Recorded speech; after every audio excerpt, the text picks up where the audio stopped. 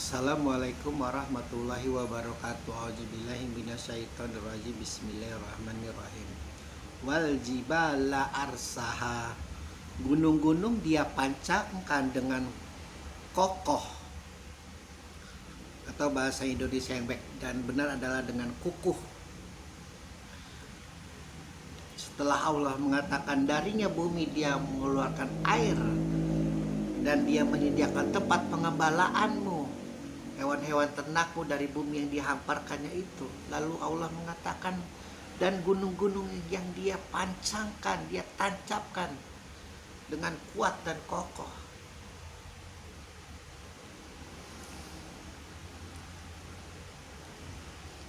Kalau sudah bicara gunung itu secara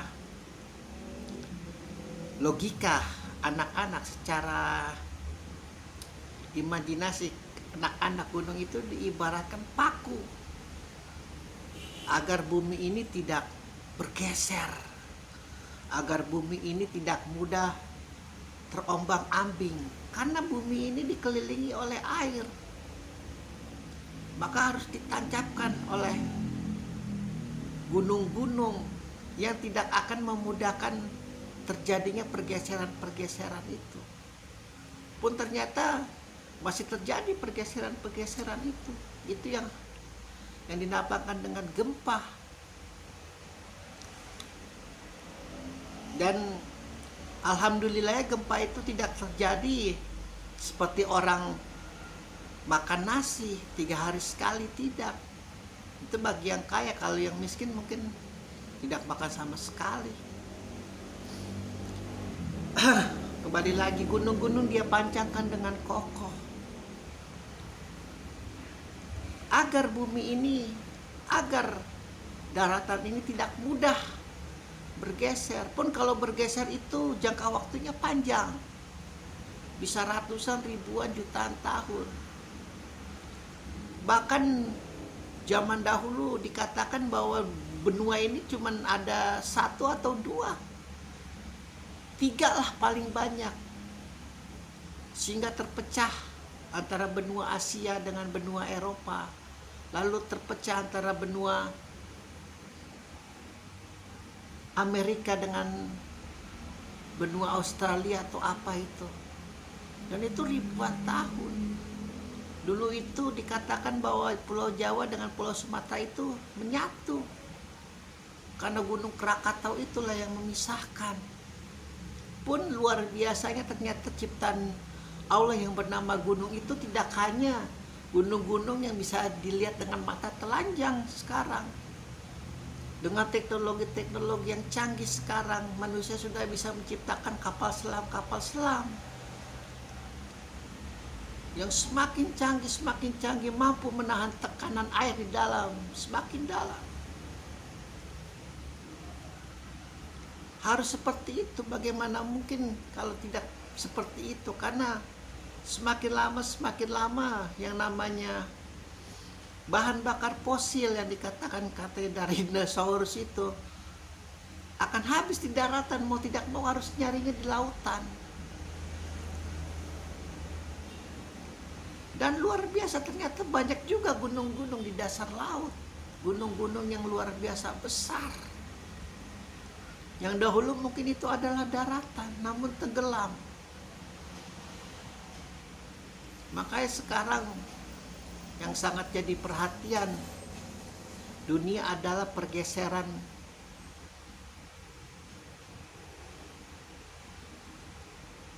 suhu yang semakin ekstrim. Permukaan air laut semakin tinggi, sehingga pada ketakutan itu yang negeri-negerinya di bawah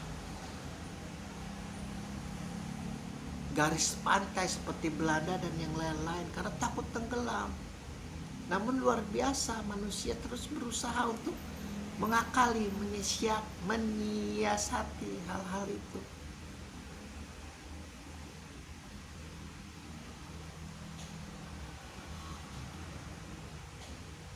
Beruntunglah kita yang namanya Indonesia ini dikelilingi oleh jutaan gunung-gunung berapi. nggak sampai jutaan lah, salah ngomong, ratusan gunung berapi, gunung yang masih aktif,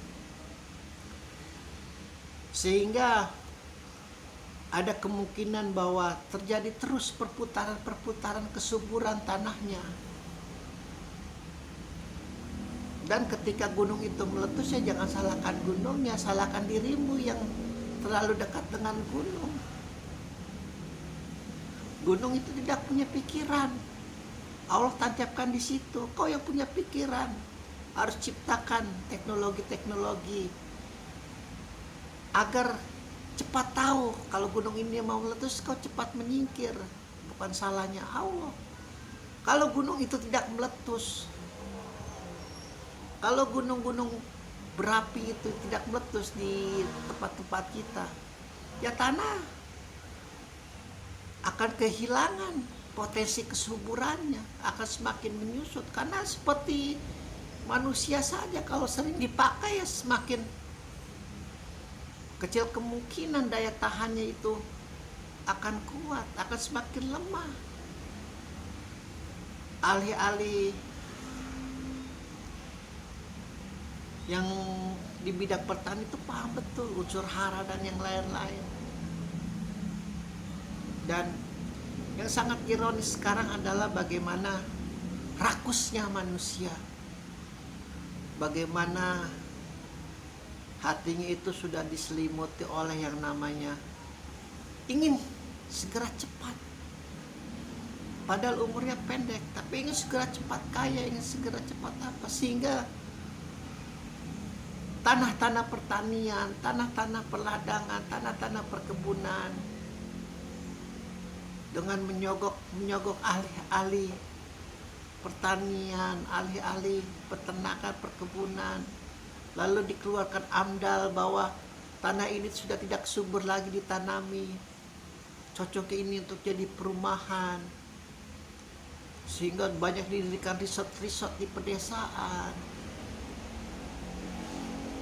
Takut miskin pemdanya, ingin memiliki tas-tas Dolce Gabbana, Louis Vuitton, Chanel, dengan cara ya luar biasa lah. Sekarang banyak perumahan-perumahan begitu masifnya menggeser lahan-lahan pertanian, lahan-lahan perkebunan. Sehingga nanti kalau gunung-gunung itu meletus, kalau gunung-gunung itu nanti akan mengeluarkan kodratnya untuk mengembalikan kesuburan tanah, tidak ada tempat jadinya.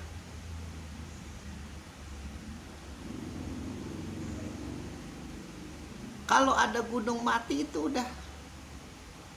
udah jadi lahan subur untuk istilahnya pilah-pilah atau apapun itu. Ya, tapi bagaimana juga lah, susah kalau terlalu berbelit seperti benang kusut memang. Karena satu lagi itu was-was itu yang Lanatullah bisikan, takut miskin harta, takut miskin pendidikan, takut ya semua serba takut. Bukan salah teknologi yang Barat ciptakan, tidak. Internet, HP, TV kabel, itu mau tidak mau, karena manusia itu memang tugasnya kata Allah adalah untuk berpikir. Dan untuk mengeremnya, ayo berpikir bagaimana dengan jalanan Al-Quran. Untuk mengeremnya seperti itu. Karena di ayat berikutnya Allah terangkan juga, kau juga punya hak untuk bersenang-senang, untuk bergembira. Jangan kerjanya sedih melulu. Allah menciptakan manusia ya bukan untuk kerjanya nangis terus 24 jam, tidak. Ada engkau untuk bersenang-senang juga, gembira juga. Untuk menghalau dan mengeremnya itu agar tidak menjadi jalan Lailatul adalah dengan memahami Al-Quran, mengimani Al-Quran. Alhamdulillahirabbil alamin.